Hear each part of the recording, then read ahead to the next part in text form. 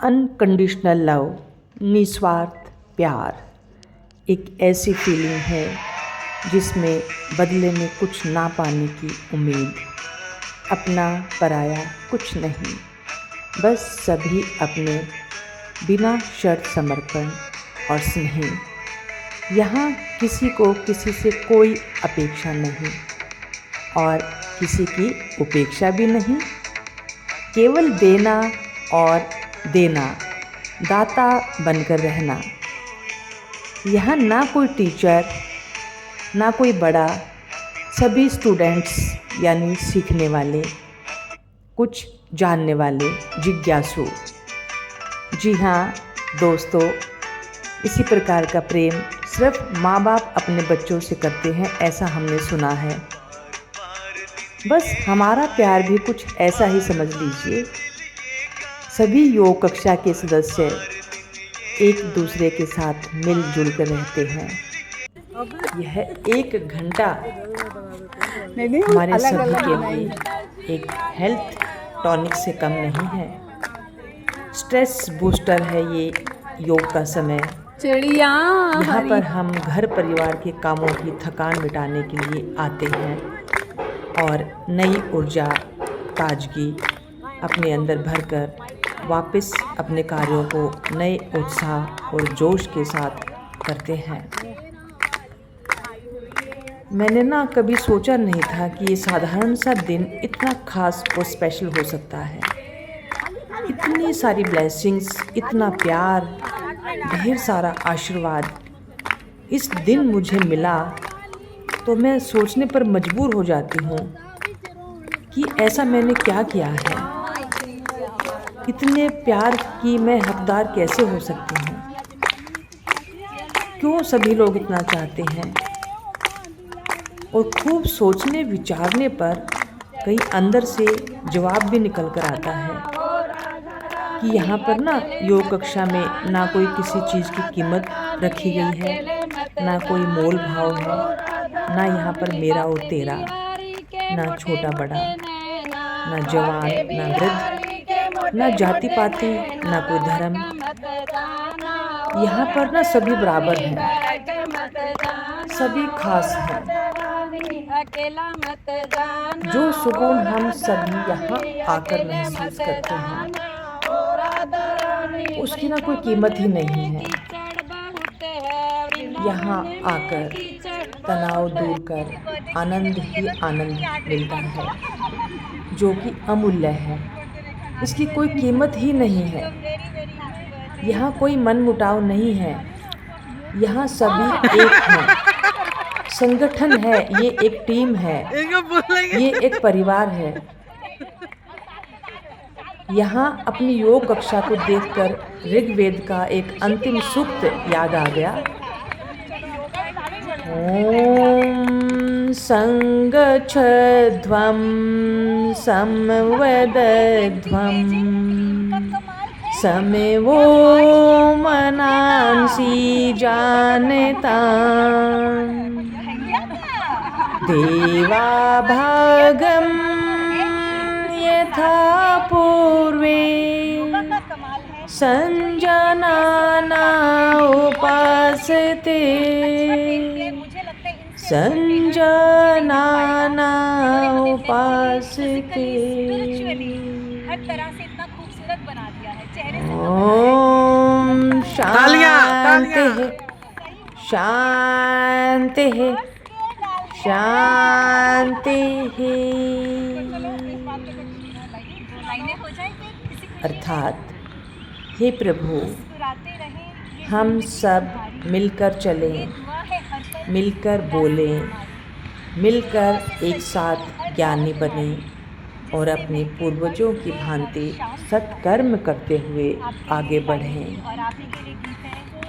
तो दोस्तों, यहाँ पर है पूर्ण समर्पण, और समर्पण सदैव पूरा ही होता है। यदि अधूरा है तो वह समर्पण है ही नहीं। ये दिन मेरे लिए एक सरप्राइज़ था, जिसकी भनक मुझे आंशिक रूप से तो थोड़ी बहुत लग गई थी, मगर कार्यक्रम का पूर्ण रूप से मुझे पता नहीं था कि अंदर कक्षा में क्या चल रहा है। और फिर मैंने भी अपनी कक्षा के सदस्यों का दिल रखने के लिए ज़्यादा जानने का प्रयास भी नहीं किया। बस मुझे अपनी कक्षा का जो ड्रेस कोड रखा गया था वो मुझे कहीं से पता लग गया था। कक्षा का प्रत्येक सदस्य इसे गुप्त रखने के पूरे प्रयास में था और मैंने भी उनके प्रयास में ज़्यादा अड़चन डालना ठीक नहीं समझा। तो दोस्तों, जैसे ही मैं अपने प्रतिदिन वाली कक्षा के निश्चित समय पर अपने पार्क में योग कक्षा में आ रही थी, कक्षा के स्थल पर पहुंचने ही वाली थी,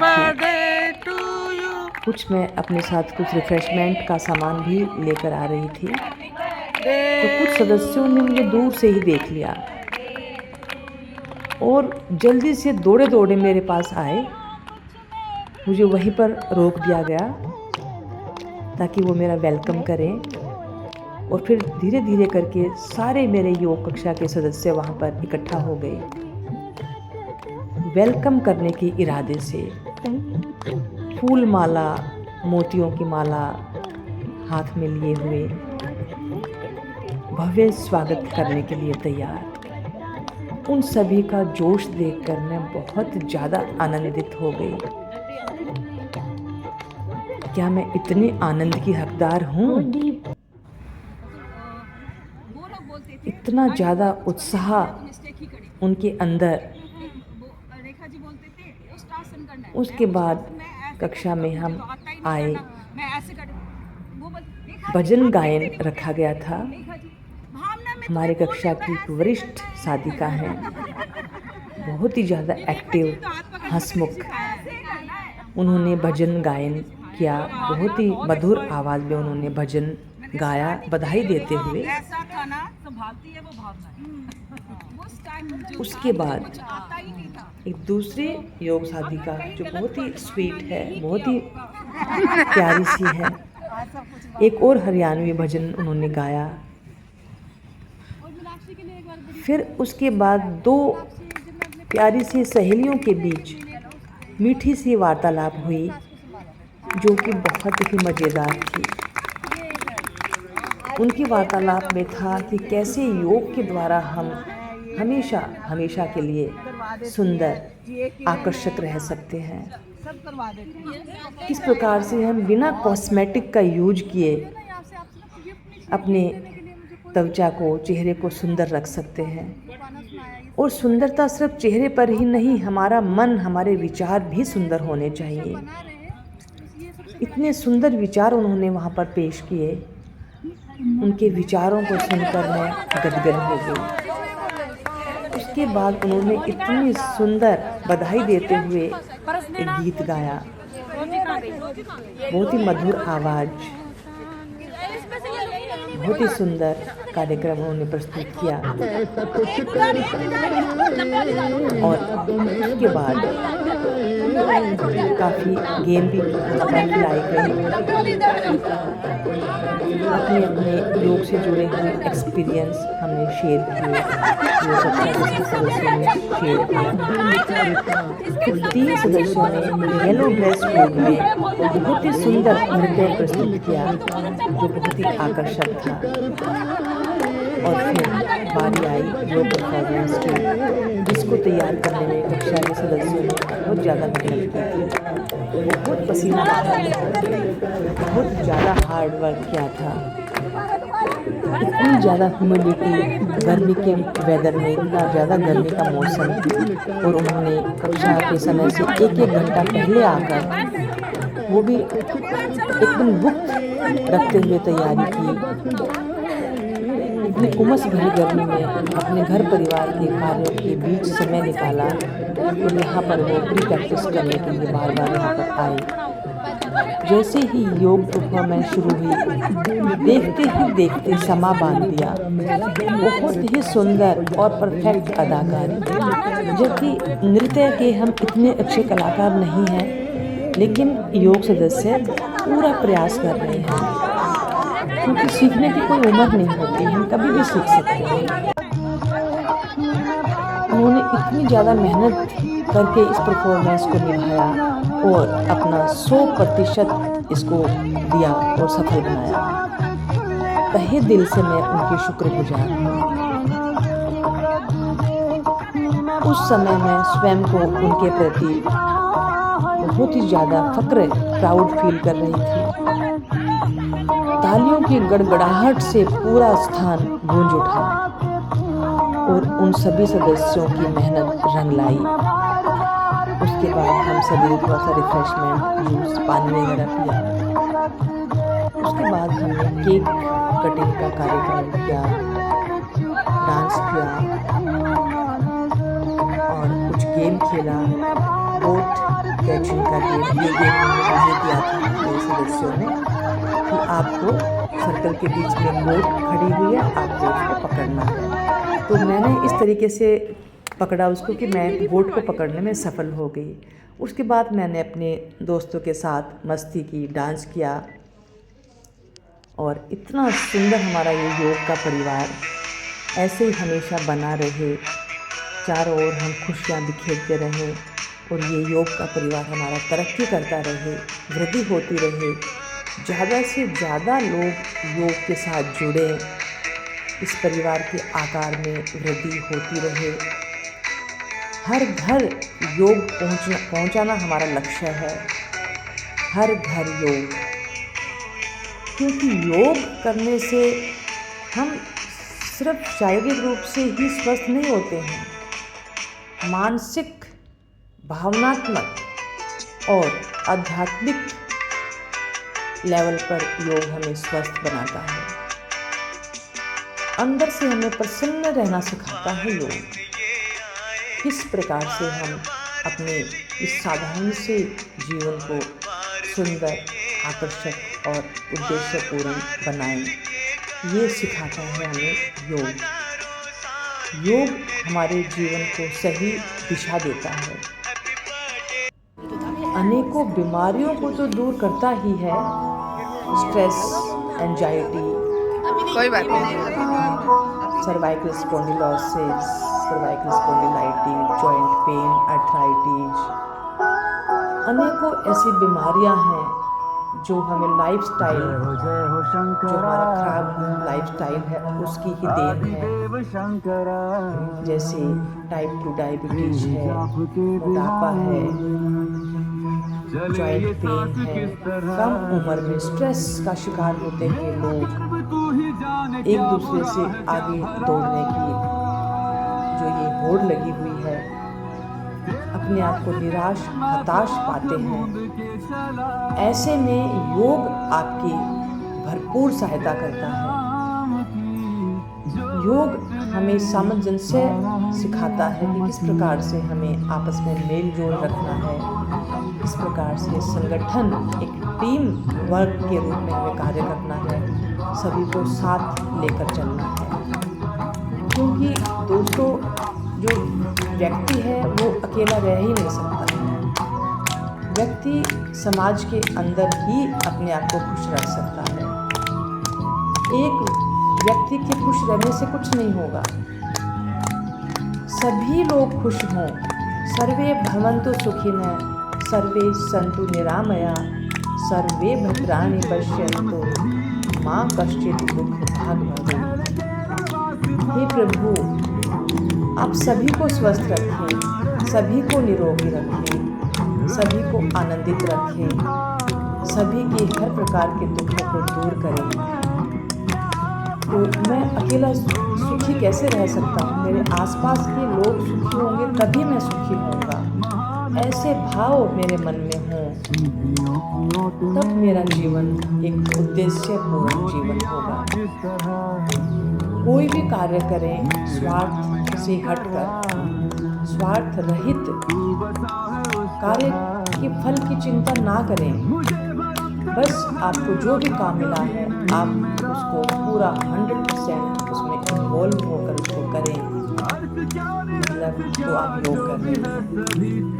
इस प्रकार से कोई कार्य करेंगे तो उस कार्य के फल से हम बचे रहेंगे। अच्छा बुरा दोनों ही फल से बचे रहें।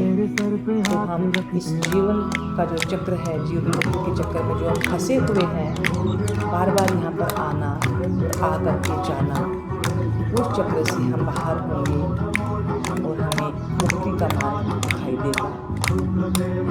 हम उस प्रभु के सानिध्य में स्वयं को पाएंगे, उन्हीं के साथ हम जुड़ेंगे। तो तभी होगा जब हम भूल गई आपसी प्रेम, भाईचारा, सद्भावना के साथ रहें, एक दूसरे से जेलसी ना करें, लोभ लालच को त्याग दें, अपने पराये को छोड़ दें, मैं को छोड़कर हम की यात्रा पर निकलें। तो हम उस ईश्वर के प्रति अपने आप को पाएंगे, ईश्वर के निकट अपने आप को पाएंगे। ईश्वरीय प्रकटीकरण का एक बहुत ही सुंदर माध्यम है योग। योग सिर्फ आसन नहीं है। योग में हम आसन के द्वारा हम अपने शरीर को स्वस्थ करते हैं। उसके बाद प्राणायाम के द्वारा हम अपने मन को नियंत्रण करते हैं, प्राणों पे कंट्रोल लगाते हैं। उसके बाद प्रत्याहार के द्वारा हम अपनी इंद्रियों को अपने वश में, अपने कंट्रोल में करते हैं, समेट कर अंदर चित्त की ओर लगाते हैं। फिर हम अपने मन को एक स्थान पर धारणा बनाते हैं और उसके बाद जब ये धारणा लंबे समय तक अगर हम एक स्थान पर लगा लें, तो यही धारणा धीरे धीरे ध्यान में परिवर्तित हो जाती है। ध्यान में आप स्वयं को जिसमें आपने ध्यान लगाया है, बस उसी में आप पीछे जाओ, आप पीछे और पीछे और चलो समाधि की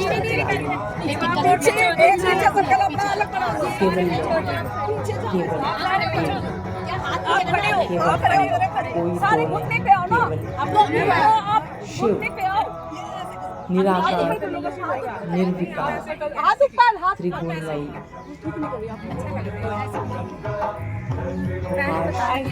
कुछ भी कर लो गलत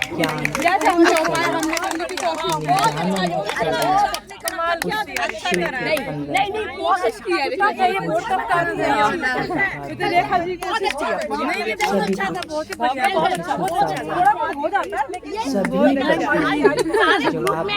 बहुत अच्छा किया, बहुत अच्छा बहुत अच्छा बनाया, बहुत अच्छा। शुरू में आना पहले सभी प्रश्नों के जवाब बहुत अच्छा बनाया, बहुत अच्छा, बहुत अच्छा। तो दोस्तों, अगर आपको अच्छी लगे तो लाइक शेयर सब्सक्राइब करना ना भूलें। आपको हमारा ये सेलिब्रेशन कैसा लगा प्लीज़ कमेंट करके ज़रूर बताएं और सब्सक्राइब करना ना भूलें ताकि हम मोटिवेट हों